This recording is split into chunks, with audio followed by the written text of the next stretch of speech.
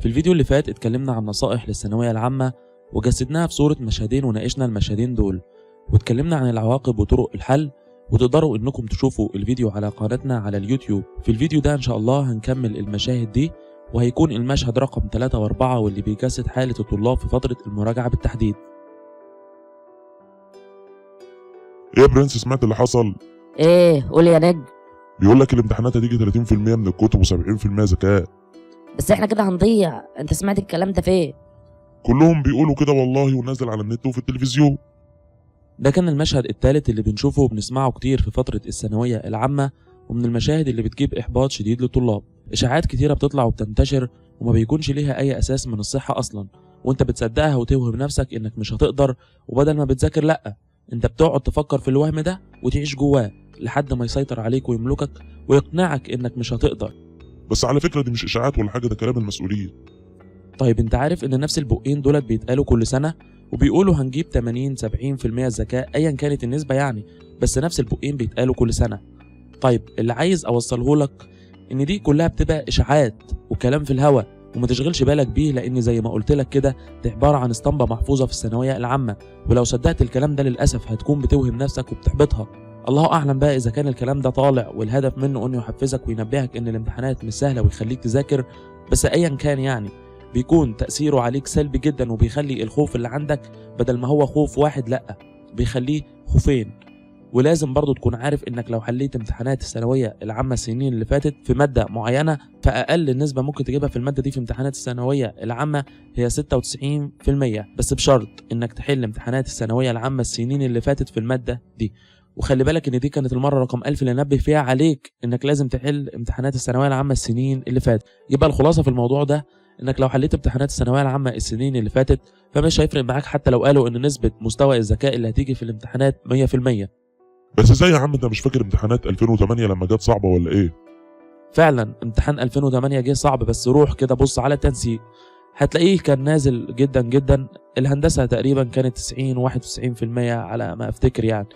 اللي عاوز اوصله لك ان الامتحانات لما بتيجي صعبه للاسف انت بتكون مقتنع انها صعبه عليك لوحدك، وانك ما بتحلش وصحابك بيحلوا، بس في الحقيقه الامتحانات لما بتيجي صعبه فهي بتكون صعبه على الكل. دي اول نقطه لازم تكون عارفها كويس. وكمان لما الامتحانات بتيجي صعبه التصحيح بيكون متراخي جدا جدا، ودي تاني نقطه. وكمان لما الامتحانات بتيجي صعبه التنسيق بينزل، ودي تالت نقطه.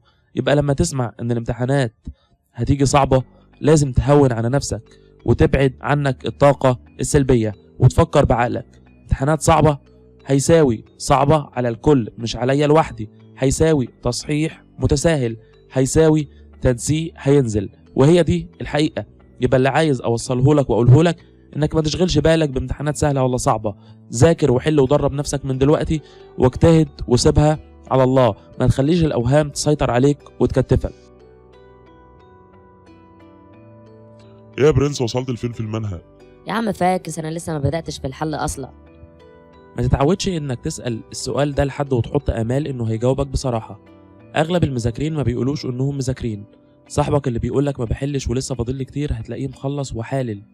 مش اساءة ظن ولا حاجة، بس تعالى احسبها معايا كده. هو هيقولك انه لسه ما خلصش حاجة ولسه ما بدأش في الحل اصلا، وانت لو صدقته هترتاح نسبيا وهتتراخى جدا جدا في المذاكرة، على الاساس بقى ان صاحبك لسه ما خلصش وضايع وانت افضل منه. حتى لو قالك انه خلص وحل كذا كتاب فانت ساعتها هتحبط جدا. يعني سواء كان صاحبك ضحك عليك او ما ضحكش فهيكون السؤال ده عامل سلبي عليك. فمن البداية خالص ما تخليش صاحبك يكون الحد والاساس اللي انت تبصله وتمشي على نفس طريقه. مالكش دعوة بصحابك وصلوا لفين خلصوا ايه، ما تشغلش نفسك بيهم ولا تسيستم حياتك عليهم. امتحان الفيزياء عبارة عن امتحان اغلبه نظري، ما تضيعش وقت كتير جدا في حل الاسئلة وتسيب النظري. انت لو حليت النظري كله صح وهبلت في المسائل وحطيت قوانين هتجيب درجة كويسة جدا. يبقى اضمن الاول النظري وبعدين حل المسائل، وابدأ بالمسائل اللي جات في امتحانات الثانوية العامة السنين اللي فاتت. اضمن المضمون وفكر انك تجيب 59.5 من 60 الاول قبل ما تجيب 60 من 60. طلاب كتير قوي بتفضل طول السنة تحل بفنيات ومسائل صعبة وسايبة السهل، وبتتفاجئ في الامتحان ان اغلب الحاجات اللي جاية سهلة اللي هم اصلا ما ركزوش عليها، فضلوا يركزوا على الفنيات قبل ما يضمنوا المضمون.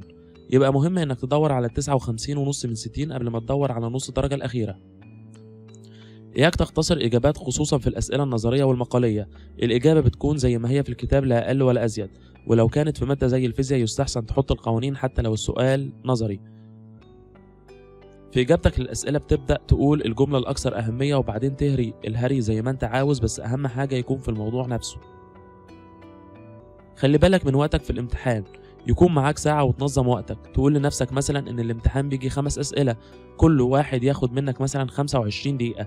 لو لقيت إن في سؤال أو إنك في سؤال زودت عن 25 دقيقة سيبه وروح على اللي بعده، وارجع في الآخر للسؤال ده عشان تقدر تفكر فيه بكامل عقلك وما يكونش فيه ضغط عليك إنك عاوز تخلصه بسرعة عشان تخش على اللي بعده.